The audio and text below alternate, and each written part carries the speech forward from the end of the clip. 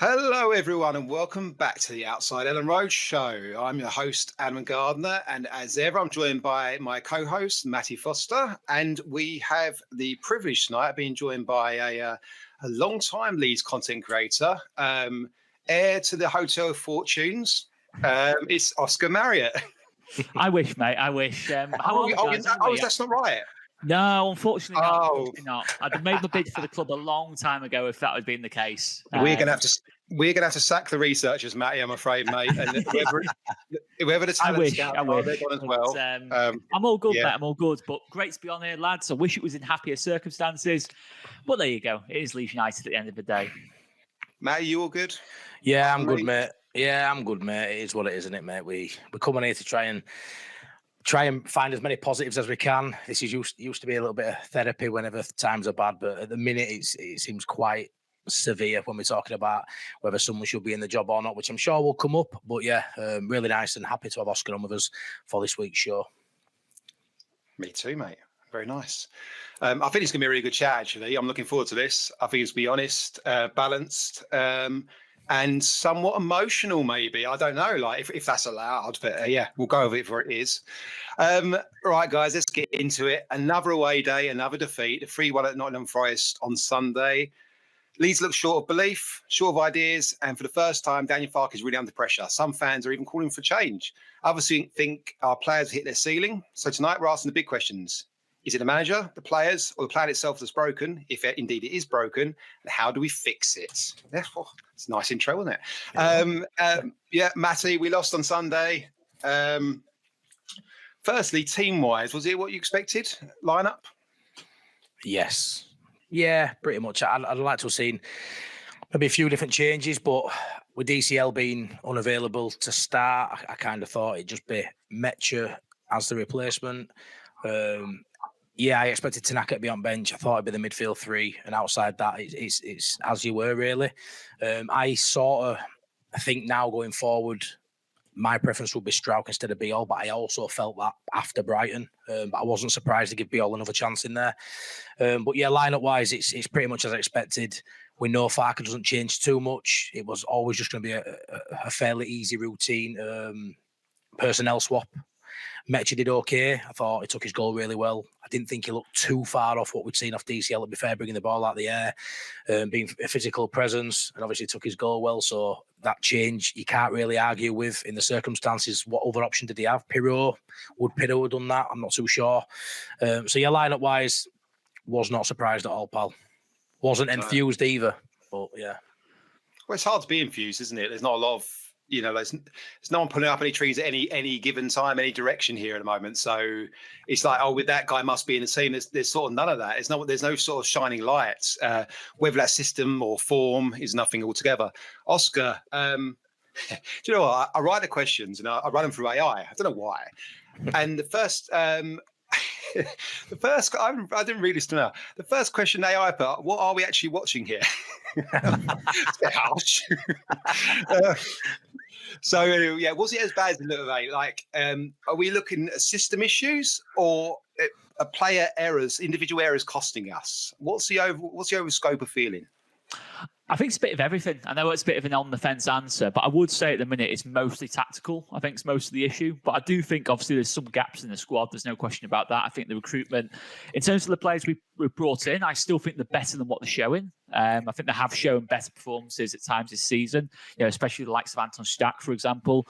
Piri, I think, is much better than what he's showing so far. He's shown glimpses of quality, Piri, but again, then he's making crazy mistakes, out of nothing, really. So I think a lot of these players are a lot better. I think pretty much every single player we brought in is better than what they're showing at this moment in time. But there is still gaps. There's no question about it. Depth-wise, the fact we don't have a natural right winger and haven't had a natural right winger for the last sort of 6 or 7 weeks. Yes, I know Nonto and James are coming back in, but it shows how short we are in those areas. If an injury happened to Noah Okafor, for example, or a suspension or a loss of form for Noah Okafor, we would have a big problem on that left-hand side. Same thing with DCL. Obviously, Metcher, as Matty said, took the goal really well. But I actually thought in terms of the hold-up play, I think he really struggled physically against Milenkovic and Murillo. I think every single time the ball went up to Metche, albeit it's a tough ask that in terms of holding off two really, really good centre-backs at Premier League level. Probably top 3, top 4 centre-back pairing last season, and it's not lost its quality overnight despite Forest's tough start to the season. So for me, the starting 11's good, I'd say. Well, not good, but I mean good compared to the teams around us. But in terms of the actual depth, that's where we're really struggling. Arguably, we have possibly the worst squad depth in the league, quite possibly. So that's one thing. I think tactically, we're trying the same things week in, week out now, and it's just not happening for us. And I know it's kind of like a broken record. We've kind of all said the same things. For me, I look at Anton Stach, for example. I just mentioned him. He came into this Leeds team off the back of fantastic form in Germany, one of the most consistent midfielders in Germany, nicknamed the German Declan Rice. Since Anton Stach's come into the football club, we've only ever played him in a sort of an attacking midfield position or a creative midfield position. He actually at Hoffenheim was playing where Ampadu plays or a little bit ahead of Ampadu. I don't know why we don't try that. I know Anton Stach has got quality in terms of ball striking and the ability to pick a pass, but in terms of I just think he looks really awkward in that position. I think we've got this vision that he's going to be like Mateusz Klich for us, but I think he's a very different player to Mateusz Klich. I mean, he's got to play a bit deeper and either alongside Ampadu or maybe, unpopular opinion, competition for Ampadu potentially. I think if you're going to get the best out of, I'm not saying that, listen, I'm not saying drop Ampadu or anything like that. I think Ampadu's being good this season, but I think if you're going to get the best out of Anton Stach, you've probably got to play him alongside Ampadu at this moment in time, or try some kind of different balance, or just give him a different role in the team. Because Anton Stach consistently did that role really well in Germany, and that's why we picked up Anton Stach in the first place. And then it feels like since he's come in, the Milan game happened where he just ran the game. Don't get me wrong, when I saw Anton Stach in Dublin, I thought, wow, he's the player you build your team around. You push him up the pitch as high as you can without losing your midfield balance. And to be fair, at the start of the season, we did that. But I think it's been clear pretty much since around Burnley time that it's just not happening for Anton Stach in that position. And I just think he's a really good player. Jakob Biol, you look at, for example, we push the fullbacks really high up the pitch. When the ball gets turned over, Jakob Biol's having to defend in the wide areas. And listen, I don't think Jakob Biol is as bad. I don't think he's as slow is what people say. I actually thought yesterday he recovered quite well at certain times, but it's clearly not his strength. I think Joe Rodon doing that behind Jayden Bogle, we've seen it for 2 years now. That's worked really well. But I don't think with Jakob Biol, I think you've got to play him in a different kind of way. And I think it's the same with Pascal as well. I think what I find interesting is that 1 week, in terms of the general feeling seems to be Pascal Strauch's not good enough. He needs to come straight back out. Jakob Biol goes in, and it's the same thing for Pascal Strauch to come back in. And neither are particularly mastering the position, but I don't think either are bad players. That's what I would say. I think both have got the qualities to start alongside Joe Rodon. And Joe Rodon himself is struggling at this moment in time because his centre-back partner's changing all the time. There's not a lot of clarity around him. And just all in all, it's not great. And that's even before we talk about the creativity side of things in this Leeds team, which I still think is probably our biggest weakness. I think what made me positive going into the season was I thought we'd be a very good team off the ball. I thought throughout the season we'd be a tough team to beat. And I think, to be fair, at the start of the season, Arsenal aside, we have been that. But I think since the international break, Burnley, pretty much since that game, I think it's gone downhill. I think it's not so much Farke has changed. I just think it's a fact that teams have found ways to find the gaps. I really do. I think that Burnley game gave teams a reference, in terms of, Burnley got the runners, ahead of Ampadu, and just sort of really created problems for Ampadu in front of the back four, and then the back four's getting stretched. And it's a combination of problems at this moment in time. And for me, my biggest worry is we're not finding the answers. And if anything, it's getting worse. I know the Brighton game was probably a worse game performance-wise, but I also think Brighton are a better team than Nottingham Forest at this moment in time. And you look at the fixture list. That's the worry, Oscar. That's the worry. Villa and Man City is the next two. And then after that is Chelsea and Liverpool. Brutal. Yeah, that is not good. That is really we're going to have to find something. We're going to have to find something this next 2 weeks. Change a couple of things at the very least. Because if we go into it the same way we have been the last 2 weeks, they're going to be even heavier defeats for me. If I'm being totally honest, I think the writing feels on the wall in that kind of scenario, unless we do change things. If that's formation, if that's player roles, if that's just the tactics in general, something's got to change. Yeah, it's loads of interesting points there. I actually made some notes, which can't really read my own handwriting, but they are there. It's interesting about Bijal.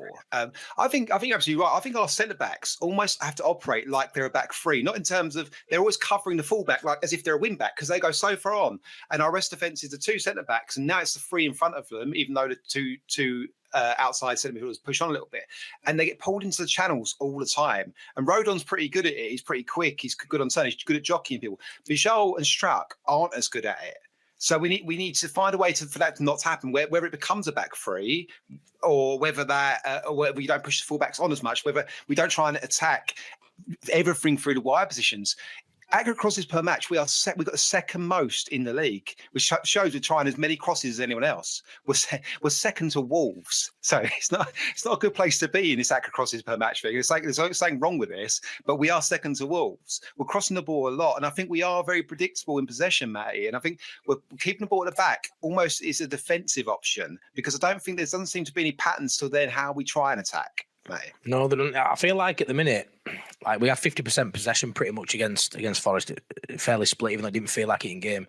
It's possession with purpose, and we don't have no purpose to our possession. I feel like every time Forest got the ball, they were able to build up from the back. As soon as they progressed past the halfway line, they looked like they may be able to create something. Quite a stressful watch, to be fair. Every time we had the ball, it looked quite laboured. There were no tempo. I felt like it were a couple of passes forward, then a pass sideways and ultimately back. We're not able to build up from the goalkeeper at this moment in time for me. He's not good enough for his feet. You can press us into oblivion. It's fairly easy. We are going long. I thought Metcha did okay, but like you say, against the centre half he played against, he's not going to be able to give you what DCL gives you.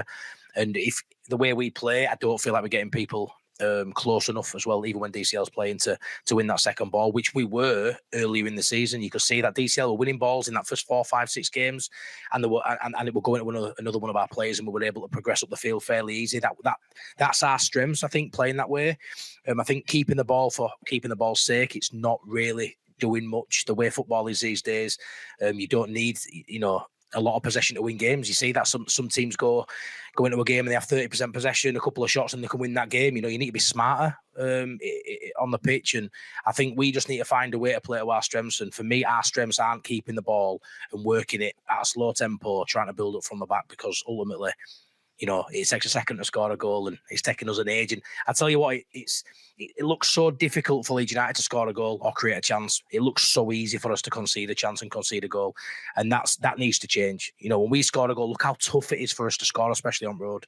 But to concede, it's just goals all over the place at the minute. And to win a game of football, we need to score 3 goals at the minute, and that's just not good enough at any level, let alone a newly promoted side.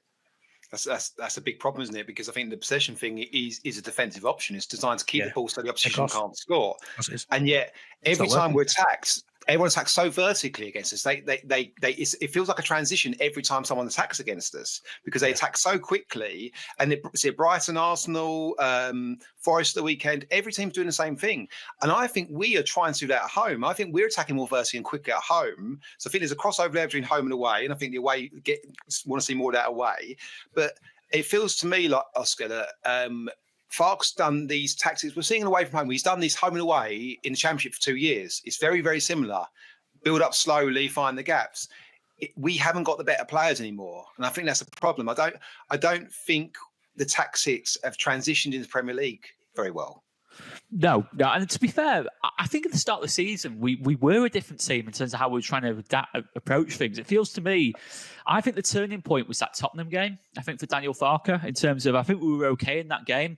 I think the way we lost that game, I think sort of changed Daniel Farke's opinion on things a little bit. And I might be totally off it here, but I do feel in terms of the way those goals went in terms of both on the transition, obviously Kudus, ruthless finish, and Tell, obviously, with the first goal as well in that game. And it was 2 really clinical finishes. I think it was Tottenham's only 2 shots on target, and both came from transitions. It feels like, to me, we try and keep the ball more to avoid as many counterattacks from the opposition as possible, and just try and control the game like we did in the Championship. I think it feels like we've gone to that approach now, trying to have a sort of like 10, 15% more possession than what we had before. And ultimately, it's hard to do that at this level. West Ham, it worked because West Ham were all over the place tactically. Second half, it became a lot more difficult when they balanced themselves out. But against Burnley, it was difficult. Burnley, we knew last season we were a good team off the ball. It was what got them promoted at the end of the day. Brighton are statistically the best pressing team in the Premier League this season. And Forest, they've got energy. Elliot Anderson, Morgan Gibbs-White, Ryan Yates. That's a really energetic, experienced midfield at this level. And in back four, they can defend well. And I just look at it. There's a confusion to me at this moment in time in terms of what we're trying to do. In terms of, we said before about Biol and Rodon, at times it's a 2. It's never mind a back 3. Sometimes it's a 2. If we're caught in really bad areas. And the whole idea of moving on Junior Firpo was to bring in a more defensively secure left back. Now, don't get me wrong, I think Gabriel Goodmanson is a far better defender than what Junior Firpo is. But the way we're playing Gabriel Goodmanson is we're not playing him as a defensive fullback. We're playing him as in the same position of Junior Firpo. So I'm kind of thinking to myself, right, there's 2 issues here at play with doing that. The first one is Gabriel Goodmanson's basically playing left wing back or as a left winger a lot of the time when we have the ball. If the ball turns over, there's not a chance Gabriel Goodmanson can get back in position. It's the same with Jayden Bogle. A bit less obvious with Jayden Bogle because we know Ampadu can cover that side pretty well. We know Joe Rodon can cover that side pretty well. And Sean Longstaff's on that side of the pitch as well. So there's a lot of legs around Jayden Bogle to play there. So I've got no problem with Jayden Bogle being pushed up the pitch because I actually think Jayden Bogle and Dan James, if we are going to turn this around, or Jayden Bogle and Wilfred Gnonto, that's going to have to be one of the things. We've got to get more from that right-hand side, in and out of possession. Certainly in possession. All season, we've not got enough out of that right-hand side. Apart from maybe 20 minutes at Sheffield Wednesday. I don't know if you remember when Gnonto and Bogle was linking up. And then Sheffield Wednesday are not a great team, but we should have kind of built from that, really. Obviously, Gnonto being injured isn't ideal. But if you look at the left-hand side, we play no Okafor to get us up the pitch as quickly as possible, in terms of his 1v1 quality. So I don't see why we need Gabriel Goodmanson so high up the pitch. Why not play Gabriel Goodmanson a little bit deeper? Maybe it's like, if you can have a 3 out of possession, have Gabriel Goodmanson on the left, ready to cover that left-hand side, ready to sort of, cover no Okafor on the ball, to let him take as many risks as possible. There's no reason, Okafor and Goodmanson works very differently for me to Solomon and Firpo last season. Solomon needed that overlapper because obviously we know Solomon lost a lot of that pace from the injury before, the 2 injuries before we came to Leeds. And that was partly the reason he dropped down to the Championship in the first place. His technical quality was miles above the Championship. And he links really well with Junior Firpo. But Okafor has come in because he's more Premier League ready, because he has that speed, that directness to his game. Let's just play off that a little bit. At times it feels like we're kind of delaying the pass into Okafor by having so many players around him. If you want to get the best out of Okafor, just get him in as many 1v1s as possible and then build from there. So for me, that's a big thing. I think defensively and going forward, it's a domino effect, in terms of what we're doing at this moment in time. And it's a strange one because at the start, say back to like that Wolves game, we kind of were doing that quite well in terms of Goodmanson and Okafor, and it should be a left-hand side that works really well. I actually think Gabriel Goodmanson is a really good player. I think obviously the last couple of weeks has been more difficult. Minter and Hutchinson have had the better of Gabriel Goodmanson. I won't deny that. But if we're being realistic, a full-back for a struggling Premier League team is going to have some games where he's going to struggle against an opposition's winger. It is the reality. It'll be the same with Jayden Bogle as well. I actually think both are really good defensive fullbacks for what we need this season. So we've got to build off the strengths a bit more in this team. And don't get me wrong as well, January is the elephant in the room, isn't it, really? In terms of, we know January, we're going to have to be productive in January. Whether we suddenly find a tactical system that works really well for us, no matter what, it feels like this team probably does need 1 or 2 just to freshen things up, just to give a bit more energy to the crowd, just to give a bit more belief. Maybe a bit more leadership in there as well in certain areas of the pitch. I think we've maybe got a little bit of inexperience in certain parts of the pitch. But January is 2 months away. We've got to find some points before then, because we can't be going into January on 11 points. That's all I do know. Yeah, absolutely. It's interesting, like me and Matt discussed beforehand about 11 games in, 3 wins. So if you times that by 3, that's 9 wins in 33. You're where you want to be. But they're all we beat Wolves away. Most teams are going to do pretty well against Wolves this season, it looks like. So that's almost your free hit away from home. So then you've got to find the rest of the wins all at home potentially for a season. If we carry on playing like we are, and then that becomes a very, very big ask. Looking at another 6 or 7 home wins. Matty, we've discussed about Farke and position, and potentially looking at change. But I want to be a little bit more nuanced than that. Are we seeing tactical stubbornness from Farke? And is that now costing us? Yeah, I think so. I think even personnel-wise, he likes every manager's got the favourites. Aaron's had a lot more minutes this season than I would have expected him to have. A lot of that's come down to injuries to Nonto and James, fair enough. Harrison's had a bigger role than I thought he'd have, albeit off the bench, but we've seen him turn to Aronson and Harrison when James and Nonto's been fit. So I think there's always going to be a little bit of that annoys certain parts of the fan base.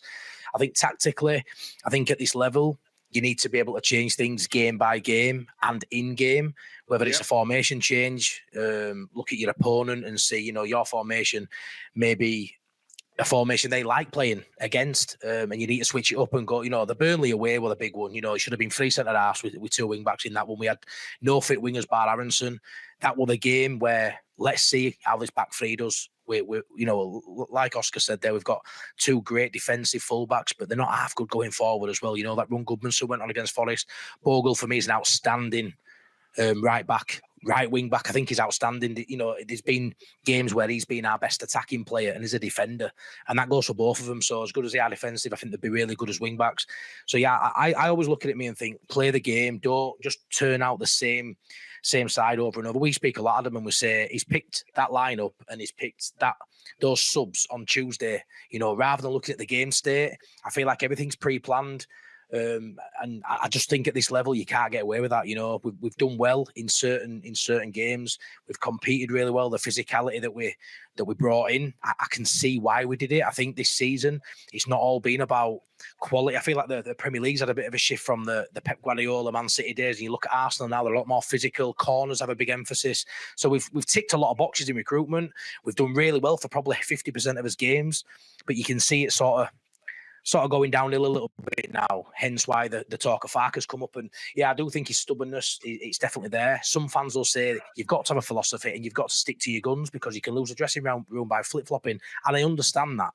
But you can't tell me when the tactics are, when you go tell, when you're lining up against Brighton and your final team talk before lads go out and Ampadu, the captain, knows he's got to play out front back against Brighton. You can't tell me all the lads are comfortable with that.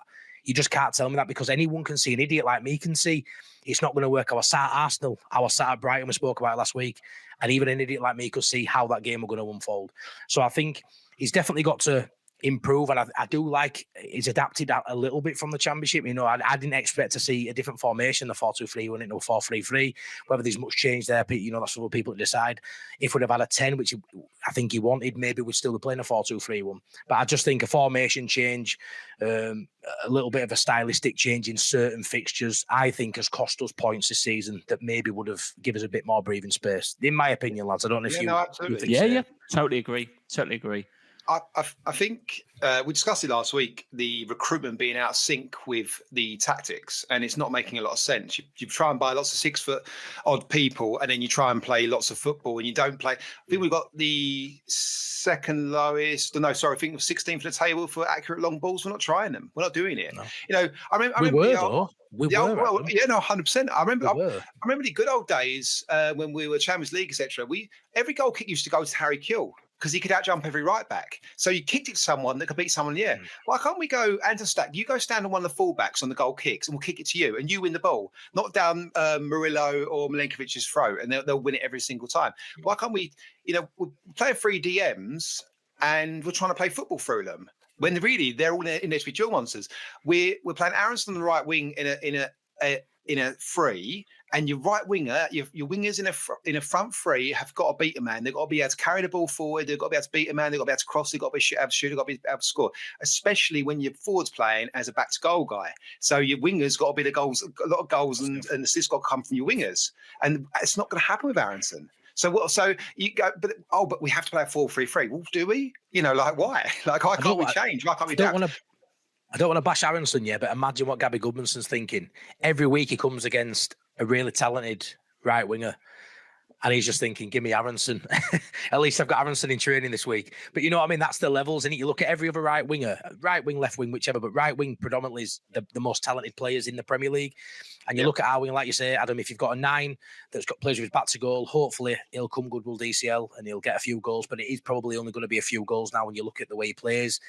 you need your wingers to be getting, something like, I think Okafor, he's got that. But I think you need it from both sides, don't you? You need that threat. You can't just rely on, let's get the ball to Noah Okafor, which it feels very much like everything now's funneled to that left-hand side, because everybody knows he's our only hope really to create something. And that's how I feel. We did it with Somerville. We did it at times with going back a few years to Rafinha. And I think we need at this level, you can get away with it at Championship. You can't get away with it at this level. You need threats from all over the pitch. And earlier in the season, we had that. Now it feels like there's no idea. Knock it left and hope for best. And that ain't good enough at the minute, lads. Do you know what? Like, I don't want to get too deep into tactics because I might be wrong, but we're asking lots of we're asking lots of attacking intent from the fullbacks, which is why everything against us looks like a transition, because we're asking them to overlap. And Longstaff and Stack, they're always supposed to be behind the ball, but they're never in the rest defence, but they're never in the box. So the game bypasses them, whether Snacker or Stack and Longstaff, it bypasses them an awful lot. Our fullbacks caught up the pitch, and then the centre-backs are asked to cover everything. And then everyone goes, oh, he's not a very good centre-back. Well, you ask John Terry to cover left-back all day. He looks terrible. You ask Vidic to cover left-back all day. He wouldn't look very good. That's the nature of centre-backs. They're not generally the quickest players on the pitch. I think we're asked tactically, I think we're asking a lot of different players, and it doesn't quite all match up to make a succinct, effective system. Like, so, I don't know where we go from here. Like, Farke's shown the same thing I say as he did in the Championship. So, Oscar, how do we improve this? What can we improve? Do we have the players to make it better? Does it, like people talk about managerial change? That's fine. I think maybe another manager can get more from them, but can Farke get more from them? Good question. But yeah, I look at it and I totally agree, in terms of how many teams at Premier League level or any level really play with two attacking fullbacks. Even the best teams in the league, say Arsenal have got, effectively two former, no, not centre-backs now, but they used to be centre-backs in terms of Yuri and Timber and Calafiori. City have got a slightly different way with two midfielders effectively there. We're inverting into the middle of the pitch, and Nunes and Nico O'Reilly, and they don't push up. They don't go over, overlap Jeremy Doku or overlap Bernardo Silva, for example. They don't do that, and that's the best teams in the league that can keep sort of 60-70% of the ball and outplay any team in Europe, never mind in the Premier League. So why do we think we can do it? Is my big question. Why do we think on one of these, I think you've got to earn the right to play a little bit, and I think we did that very well at the start of the season. But I think since, as I say, the Tottenham game feels to me the turning point where we decided that we are a better footballing team than what we actually are. In the Burnley game, had a lot of the ball, didn't really make anything happen. Burnley only had a couple of shots, but they only needed a couple of shots because we opened up opportunities for them. And the midfield has gone from being the strongest part of the team to probably the weakest now. Yep. And it's not because of the players; it's because they look totally unsure what they need to do. Yep. As you said, mate, Anton Stack and Longstaff are in the team to be sort of box to box and affect both boxes, but they never actually get anywhere near either box, and that's an issue. They're actually they're just in the middle of the pitch. They're not actually affecting things. But I'm not saying they're not working, because they are. Watch both players. And certainly Longstaff is covering more distance than anyone in the team. But he's not getting anywhere near anything. And that to me is a big issue. And it's not, against Sean Longstaff. That has to be against Daniel Farke in that kind of sense. And one thing I would say is, obviously we mentioned about Brendan Aronson. We haven't had a right winger for probably 6 or 7 weeks now. Obviously some of that comes down, most of that does come down to the recruitment. If, say for argument's sake, Bakwa or Fatawa is being targeted, or El Canouse at one point, etc., etc. Had we got one of those players in, it would have looked a lot better than what it does now. But maybe you could argue things will get better when Dan James is fully fitting in the team. I think it has to. I don't want to be disrespectful to Brendan Aronson, because I actually think Brendan Aronson has had some decent games this season. But ultimately, the issue with Brendan Aronson is his ceiling's lower than all the other attacking players. A great Brendan Aronson game is probably only a decent one from Noah Okafor, if that makes sense. And say against West Ham, that was probably Brendan Aronson's best game for Leeds since probably 100%. Chelsea at home when we won 3-0. What was that? 2-3 and a bit years ago. That I genuinely do think that's the best Brendan Aronson has played in a Leeds shirt. But we know that was not going to get carried on into Brighton. we know it wasn't going to get carried on over a long period of form because West Ham were that bad. It is ultimately, the situation. And I do think we've actually got decent stuff out of Brendan Harrison this season off the ball in terms of helping Jayden Bogle out defensively, but it's not enough at this level. If you're playing a front three, as we've already said, the wingers have got to be able to, make things happen. We've got to have moments of magic in them, and Dan James has got that in terms of on transitions. We can, build up quicker. Wilfred Nonto, he can link up well with Jayden Bogle. He's decent 1v1. They will give us more options. Whether they are going to be good enough to carry the team, I actually do doubt, to be honest, as much as I do like both players. Yeah. But I think at the very least, we will look more balanced. So that's probably my biggest defensive Farke at this moment in time, is the fact that it's very difficult to look a complete team when you've got the biggest part of your team is totally missing, your right-hand side. We have not, for me, in an attacking sense, we haven't had a right-hand side all season. I genuinely do believe that. I think we've struggled to do anything creatively down that right-hand side. We've been okay defensively down that side, but not much has happened. And eventually, it'll get to a point like it did with Somerville and Rutter in 2 years ago, where it becomes too predictable, where you need other options, solutions elsewhere on the pitch. The midfield that season was Gruev and Kamara.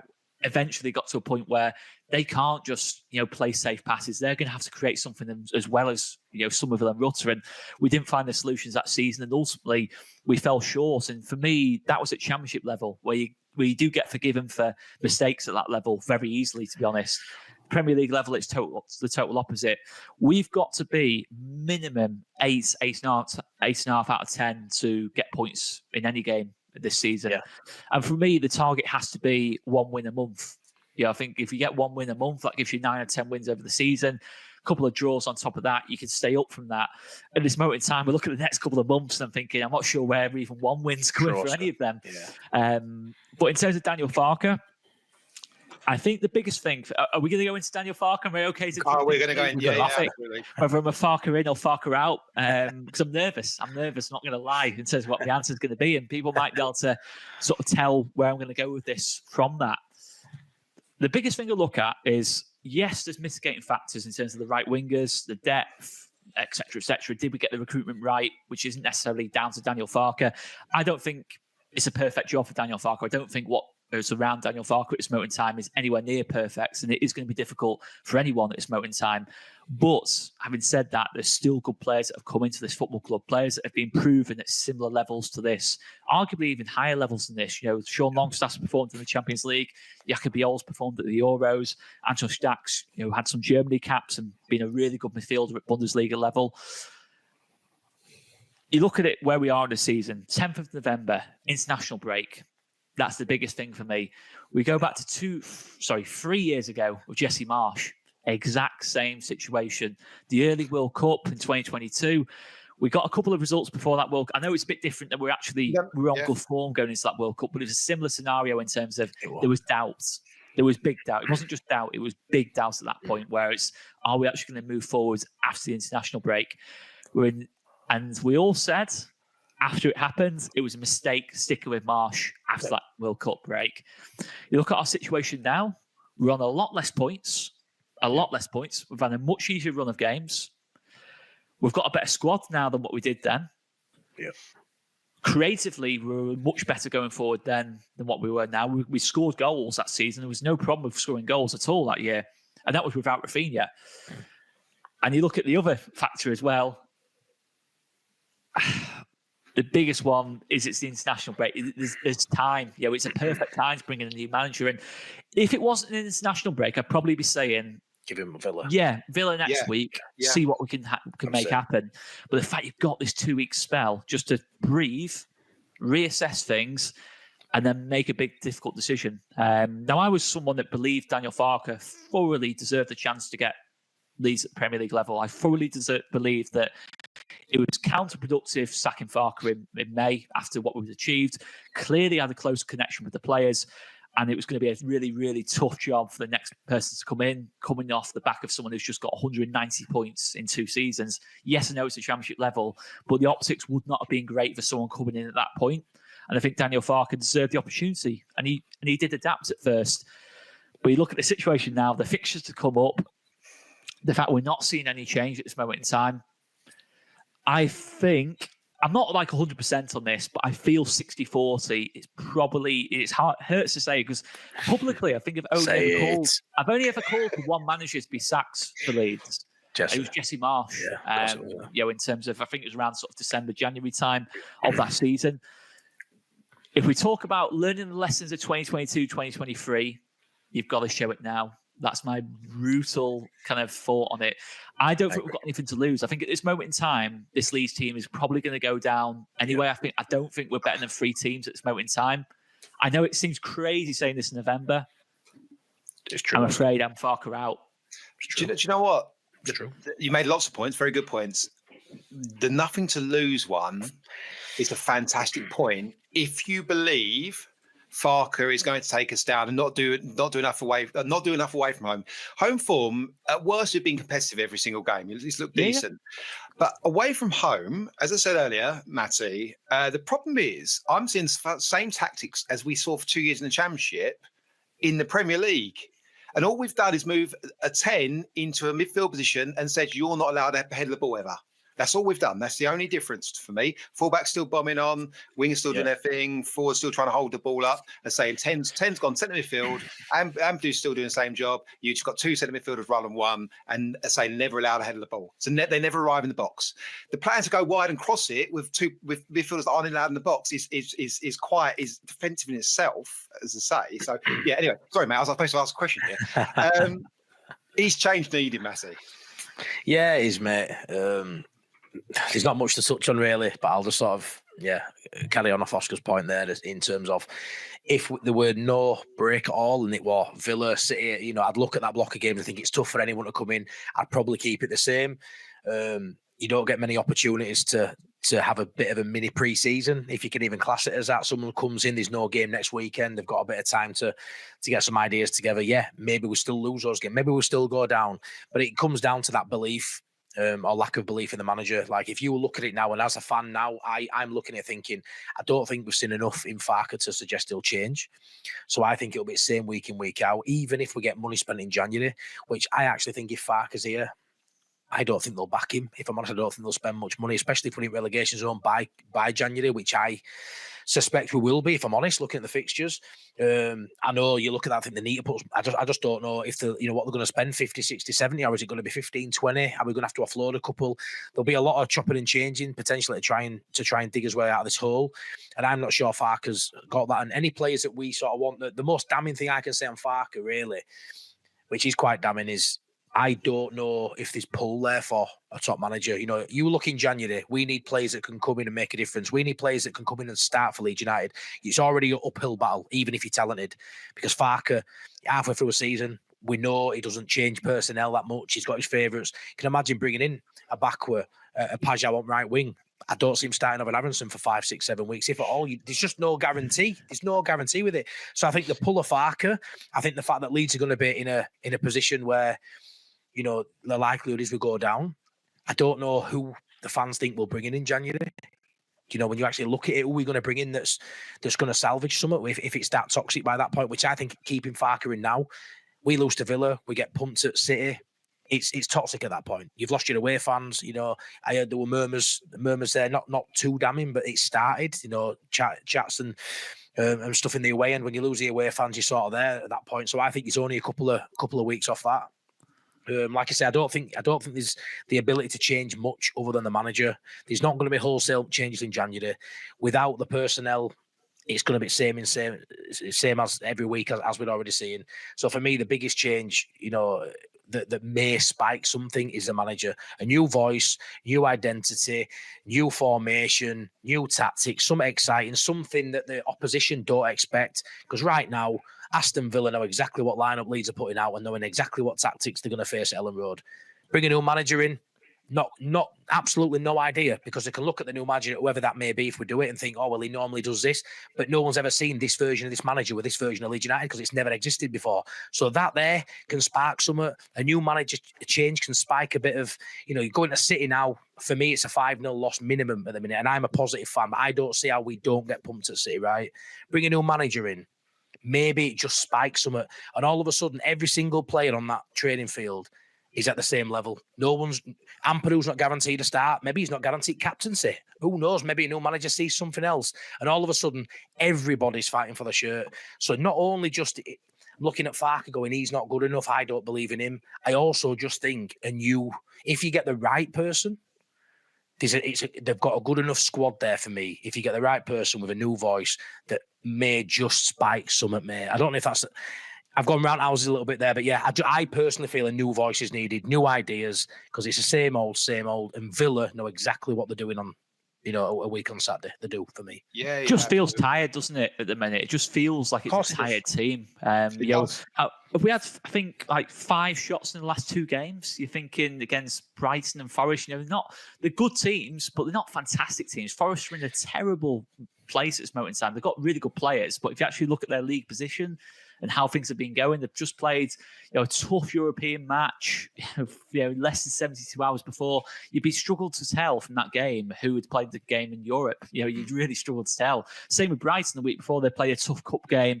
It just feels tired. Everything looks tired. There's not enough idea there. And for me, if you're going to concede goals, at least be entertaining going the other way. What is the point of being slow, ponderous, and defensive if you're going to concede goals anyway? 3 DMs, Oscar, and we concede 6 in 2. 3 DMs. But it feels like the Allardyce kind of back end of the Allardyce, sort of games where we were more defensive to try and keep stay in games and be competitive and physical. But you end up conceding loads of goals anyway, and it's like you just don't give yourself. If you just sit off these teams, they've got the quality to pick you apart. Elliot Anderson is an England international. He will start for England most likely at the World Cup, or at least be very close to being one of the midfield partners to Declan Rice. Yeah. Morgan Gibbs-White will be very close to that England squad as well. These type of players are going to pick you apart at some point, and it just feels to me like we don't. Sometimes attack's the best form of defence. If you give these teams more things to think about going forward, you just kind of release the pressure defensively as well, and it just doesn't feel like something we do at all at the minute. No, I agree. Adam, I want to ask you: do you think the lads look like they're playing, having fun at the minute? Because I don't see. I know losing games, you're never happy. I don't look like it's an environment where the players are allowed the freedom to go play the football. I feel like it's very restricted for certain personnel, and I think that's hampering us as well. I think we're looking at a team at the moment that's playing away from home in particular. It's playing with very little heart. No verve, very little intent, and oddly, there were sort of emotional elements. But I think it comes from the tactics. I think there's mixed messages, and I don't think things are. It's not all coming together to make a team. And I think then we're seeing say players got no heart. That's quite a damning thing to say. They're not aggressive enough to say, but it just doesn't fit. Nothing feels right. Because the team's got no identity. We've got no identity at all away from home. Nothing. What is our style of play? That's the problem, isn't it? Yeah, but the style of play is 2 years in the making. It's exactly what we did in the Championship for 2 years. But we can't just give it to Solomon to beat 2 people and cross it. We haven't got that player, and we're not going to have that player in the Premier League for 2-3 years because we're a lower end club. We're not going to be able to get a Rafinha. It just doesn't happen. Okafor's really good, but Okafor is lacking a bit of end product. He beats a man, but he isn't finding the final ball a lot of the time. But he's a really good player, and that will come good, I think, with match sharpness. But we haven't got that player, and there's no intent, there's no imagination to anything else we do. We've not pinned the team back once, as far as I can tell, for a sustained amount of pressure. The only thing we're doing is playing the ball in front of them, and they're just picking it off. The other teams are happy the way we're playing football, and that's the problem for me. I think we're trying to play away from home. We're trying to make it comfortable for ourselves, and we're making nothing uncomfortable for the opposition at all. There's nothing uncomfortable about playing Leeds United. It should never be like that. No, I feel like we're beaten before we kick off. Like back in day when Mike Tyson were boxing and just going through everybody, and you were beaten in the ring. In the stare down in the ring, you were already beaten. You were beaten at the weigh-in. I feel like away from home, we're already beaten before we even kick off. There's no. Yeah. Forest away, I predicted a 2 when I was trying to bring a little bit of light to the Late Night Leeds podcast, because I know you and Boston predicted a loss. But did I believe we'd win? Nah, I didn't believe we'd win. Did I even think we'd score? No, that was a positive. But yeah, it's that belief away from home. I feel like you'd bite someone's hand off, wouldn't you, for a point? And it feels like no matter who we play, a point is probably the best we can hope for. Whether it's a City, whether it's a Wolves, I wouldn't be confident if we have Wolves next Saturday. That's how little confidence I've got now, and it does definitely feel like it's just gone downhill from, you know, maybe 5 or 6 games in. Like you say, Oscar, from probably that Burnley game, it's just sort of snowballed.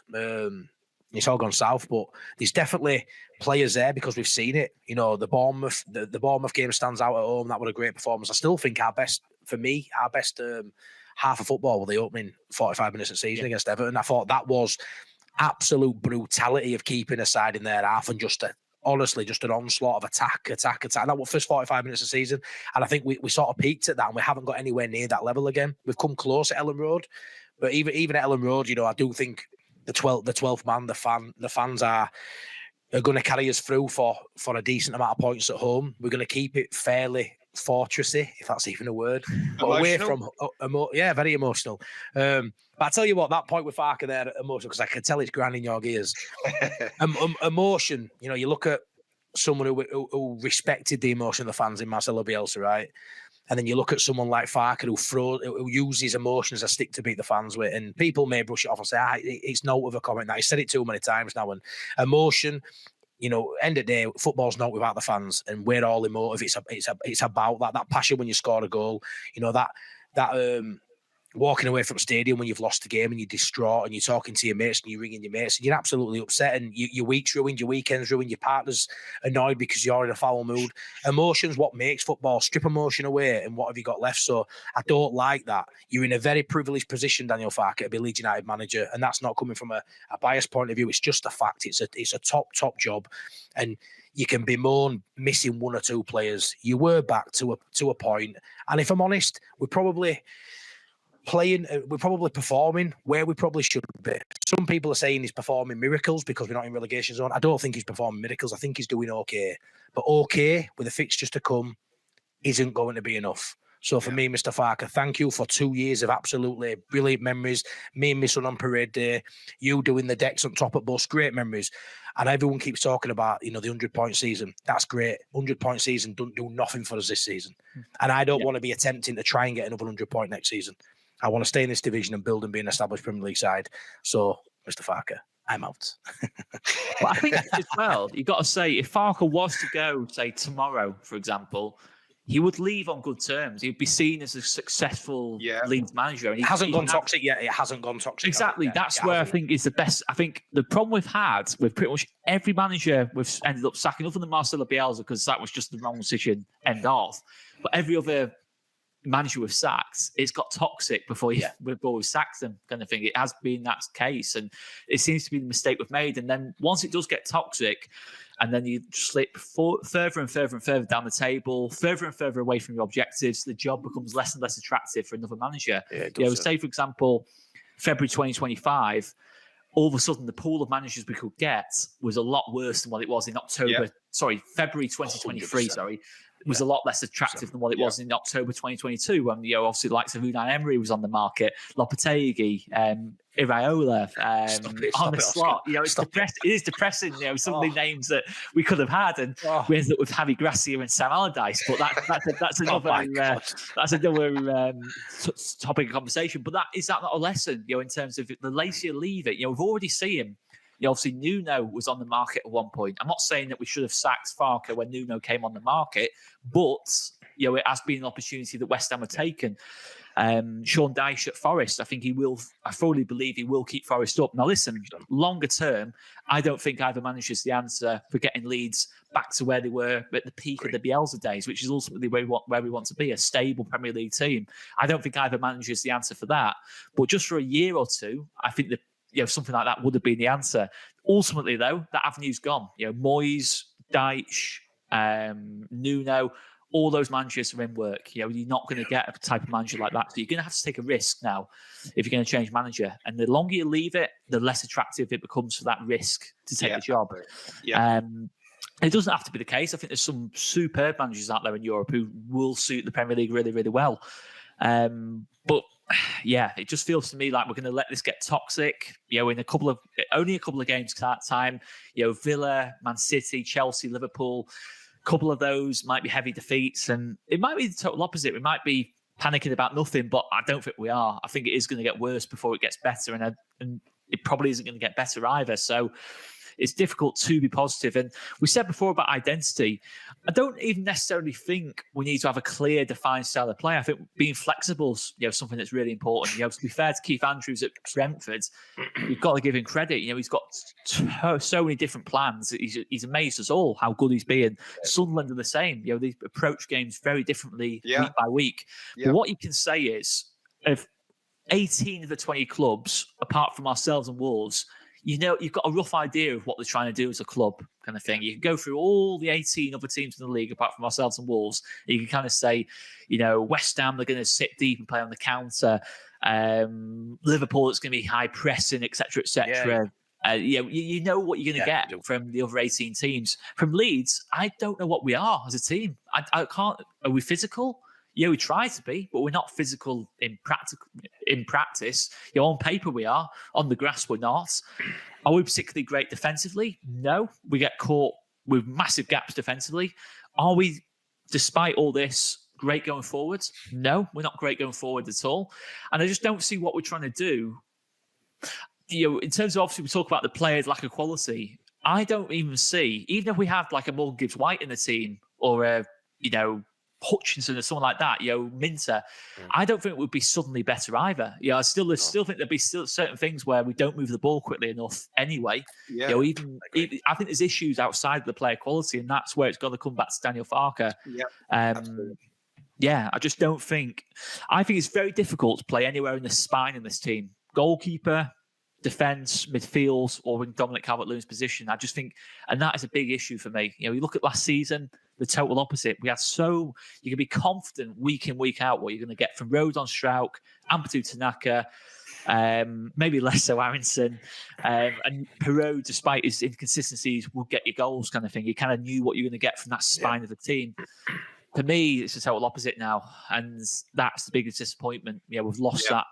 We've lost what made us great. What made us great the last 2 seasons and the first bit of this season, we've lost now.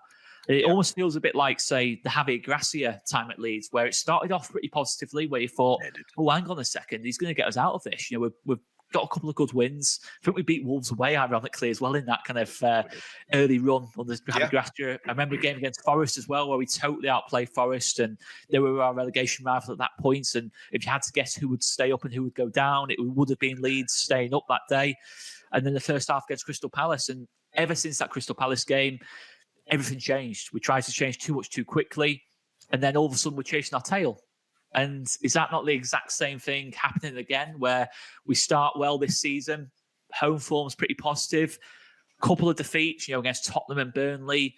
We're trying to then change things up, chasing our tail, and all of a sudden you're conceding goal after goal after goal after goal, and it just feels like the same thing happening again. And the issue with Farke as well is stuff that's kind of off the pitch. It's not really talking about on the pitch specifically. Is Farke doesn't even have the redeeming qualities of having a great relationship with the fans. When things are going wrong, a little bit like Javi Gracia, who's quite quiet and not particularly someone who's going to G up a crowd. I think with Daniel Farke, when you're making comments about the fans being too emotional, it's all well and good doing that during the promotion run where we're winning most weeks and maybe the odd time we're dropping points. But when you're in a relegation battle, you need the points. You need the fans on side. And I disagree with the whole point in its entirety as well, because I think Leeds fans have put up with a lot over the last couple of years, not necessarily on the Daniel Farke, but I think Leeds fans are among the most patient in the whole of England, to be honest. I think you very rarely see vocally Leeds fans turn on the manager unless things get really bad. You compare it to like West Ham, for example. West Ham was singing for David Moyes to leave when they were 9th in the Premier League. That's emotional for me. Had the fans been singing for Daniel Farke to leave after Wembley, that would have been maybe emotional. They weren't. It was the total opposite. We were all behind that. We were disappointed on the day, but I think 99% of the fans, applauded the players off the pitch. We could have easily booed the team off the pitch, how bad we were on the day and how much of a waste of a time that final was. So I actually almost think, how dare you say that, Daniel Farke, to be honest? I do almost think, I think it's a pretty ludicrous, not just to come out of it once, but to then come out of it again after you've just lost some horrendous away games. I think it's a really, really bold move from Daniel Farke. And for me, that might work at Norwich. No disrespect to Norwich, making those kind of statements. It's not going to work at Leeds, ultimately. No, it's not. No, absolutely. Right, guys, I'm going to wrap up in a couple of minutes. Do you know what? If I was on the board, there is a way of thinking. You're Villa at home next. We've been decent at home. So if you get a new manager, have they got a better chance of beating Villa, or is Daniel Farke? You could say potentially Daniel Farke. And then, but the problem is, I think if you lose that game, he might go after that one. And we can't keep going like that. Lose this one, win this one. Go, what happened to the manager? But then you have got Man City, Chelsea, Liverpool, all 3 hits on paper. So you could change the manager because you're going to lose those most likely anyway. And I think the board may be thinking Villa game, better chance Daniel Farke, but we'll see. Anyway, I think we're all on the same page. I just want to check. We're all potentially, I think change is needed. Change is in the timing, the situation, the patterns of play. We're all seeing it. And we'd all like to see change. Is that fair to say? Yep. Yeah. In one way or another, whether it's change of manager or Daniel Farke totally changing his ways tactically, one or the other's got to happen. 100%, which would be like a new manager, like a brand new manager. Daniel Farke comes in with a new haircut. Just does what he wants. I'll fade whatever he wants. Yeah, he can do. And he starts wearing white. I don't know. Love that. Anyway, guys, I think it's been a really level-headed, balanced chat. I think we've given decent points, if I do say so myself, and I think we've given our reasoning behind it. So I think that's been fair enough. But I'd like to thank you both for coming on tonight, and everyone watching, please do subscribe, like, follow, whatever or listen or watch, whatever you want to do. If you got to this point, you should be here anyway, so that's fine. But yeah, thanks for watching. And I think Graham and Chris are back on Thursday this week, so on the Inside Elland Road show or podcast. So thanks for watching. Good night.